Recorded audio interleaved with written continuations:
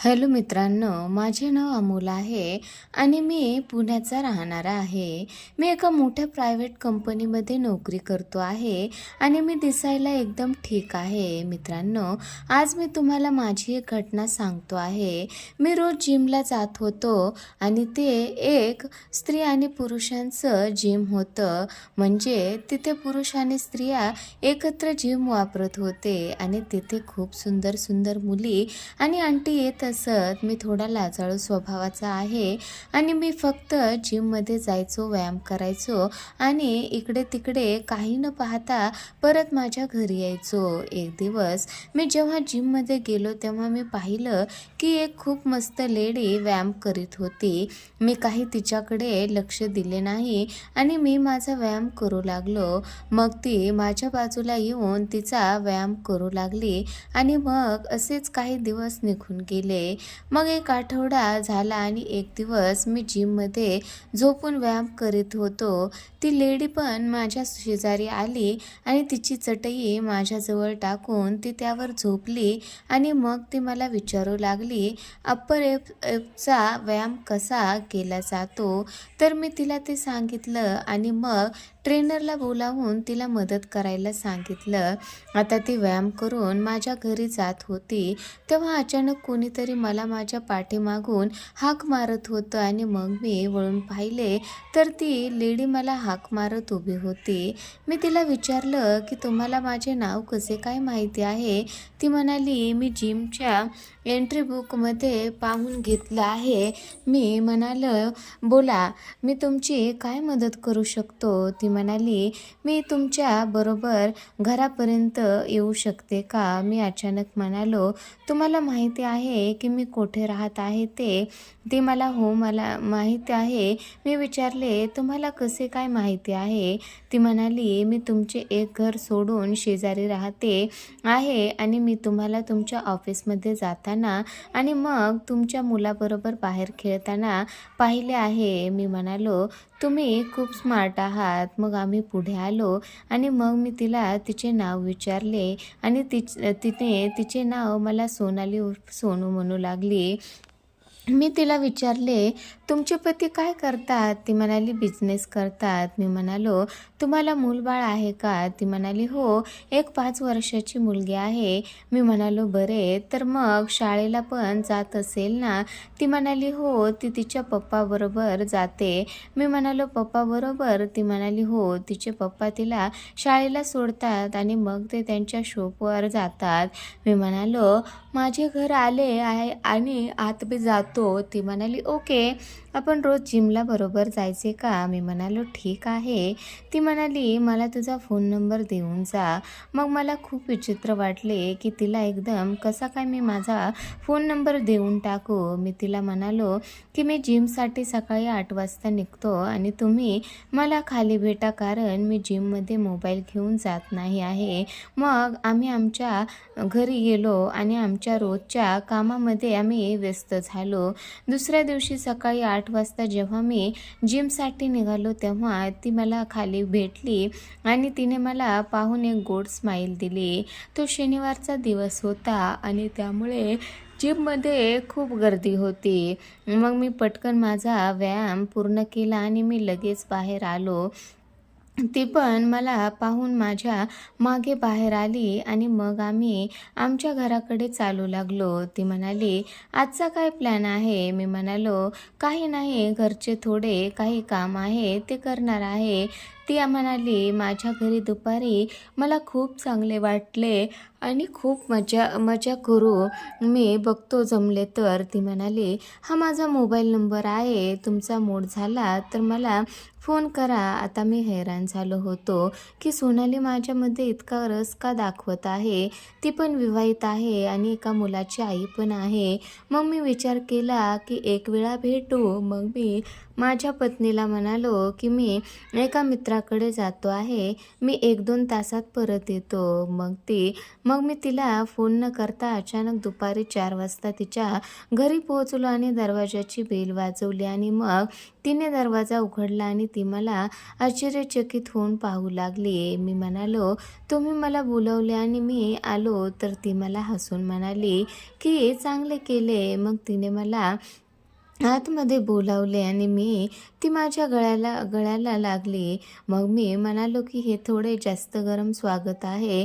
ती म्हणाली, "हे तर काहीच नाही. जर तुम्ही म्हणलात तर खूप काही होऊ शकतं." तेव्हा तिने एक सुंदर गाऊन घातला होता.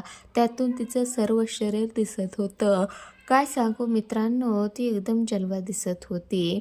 ती आत गेली, माझ्यासाठी ज्यूस घेऊन आली आणि मी म्हणालो, "हे सर्व कशाला?" ती म्हणाली, "तुम्ही आज पहिल्या वेळी माझ्या घरी आला आहात तर काहीतरी तुम्हाला दिले पाहिजे." मी म्हणालो, की "तुम्ही मला आधीच दिले आहे." तर ती लाजली आणि म्हणाली, की "तो तर एक ट्रेलर होता, अजून पूर्ण पिक्चर बाकी आहे." मी तिला विचारले, "घरामध्ये अजून कोणी नाही का?" ती म्हणाली, की "मी आहे, ते पुरेसे नाही का?" मी म्हणालो, की "ते तर ठीक आहे, पण मी तुमच्या पती आणि मुलीचं विचारत होतो." ती म्हणाली, की "उद्या संध्याकाळपर्यंत एकदम एकटी आहे. आता आपल्याला वेळ वाया घालवायला नको आहे." मी थोडा शॉक झालो, की ही काय बोलते आहे. मी अजून पुढे काही बोलण्याआधी ती येऊन माझ्या मांडीवर बसली आणि मला मुका घेऊ लागली. आता मी काही वेळ खूप हैराण झालो, की हिला अचानक असे काय झाले. मी पण तिला साथ देऊ लागलो. आता मित्रांनो, कोणी स्वतःहून करून घेत असेल तर मला काय प्रॉब्लेम असेल. मी तिच्या जवळ गेलो आणि तिचा चेहरावर उचलला आणि तिला ओठाला मुक्का केला. तिचे ओठ चोखायला सुरुवात केली. आता मी कधी तिचा खालचा ओठ तोंडात घेऊन चोखत होतो, तर कधी वरचा घेऊन चोखत होतो, कधी दोन्ही ओठ एकत्र घेऊन चोखत होतो. आता तिचे रसाळ ओठ मला वेड लावत होते. आता ती पण गरम झाली होती, कारण ती मला मुका करायला साथ देत होती. तिने माझ्या खांद्यावर तिचे हात ठेवले. तिचे तोंड माझ्या तोंडामध्ये घुसवू लागली. आम्ही एकमेकाला खूप आतमध्ये मुका घेऊ लागलो.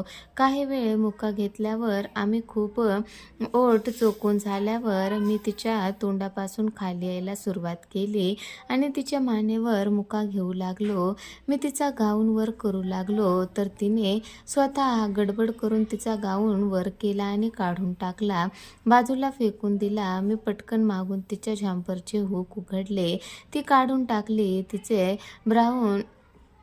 बाऊन बोंड, त्यावर काळं बोंड, हे पटकन माझे तोंड तिच्या आंब्यांवर ठेवले. त्यांना पूर्ण माझ्या तोंडात घेऊन चोखू लागलो. तिच्या तोंडून मादक सुस्कारे निघू लागले. मी तिचे आंबे जोरजोराने चोखत होतो. मी कधी तिचे मनुके माझ्या दाताने हळूच चावत होतो आणि ती झटका मारायची. मला म्हणायची, "मला दाताने चावू नकोस." पण मी तरी थांबलो नाही. तिचे आंबे चोखताना माझा एक हात खाली घुसवला. तिच्या जेंग्यावरून तिचे पपई चोळू लागलो. माझ्या हाताने घासू लागलो. मी तिचा डावा आंबा माझ्या तोंडामध्ये भरला आणि तिच्या उजव्या आंब्याला एका हाताने दाबू लागलो. मी तिचं बोंड माझ्या 2 बोटाच्या मध्ये घेऊन दाबली तर ती ओरडली. आता ती 7व्या आकाशात होती, कारण मी तिची पपई घासत होतो आणि तिचे आंबे दाबत होतो, जोरजोराने चोखत होतो. आता ती जोरजोराने आवाज करू लागली होती आणि माझे डोके तिच्या आंब्यांवर दाबू लागली.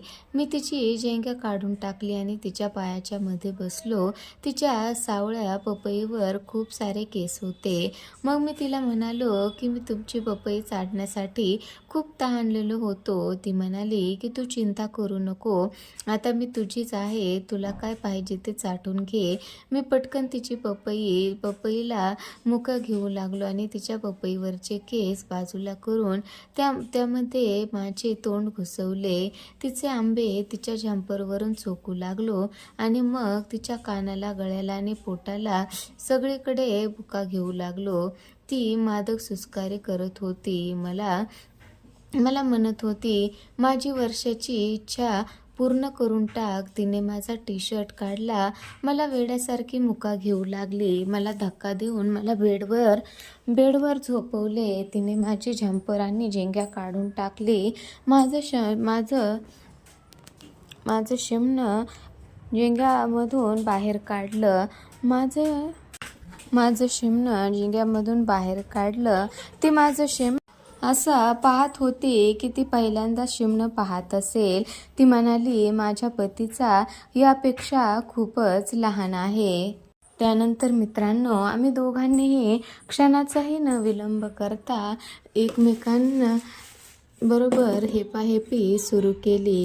आम्ही खूप जोरात हेपाहेपी करू लागलो होतो.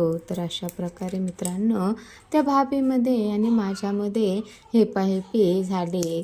तर काय वाटतं तुम्हाला या कथेबद्दल नक्की कमेंट करून सांगा आणि अशाच कथा ऐकण्यासाठी आपल्या चॅनलला नक्की सबस्क्राईब करा.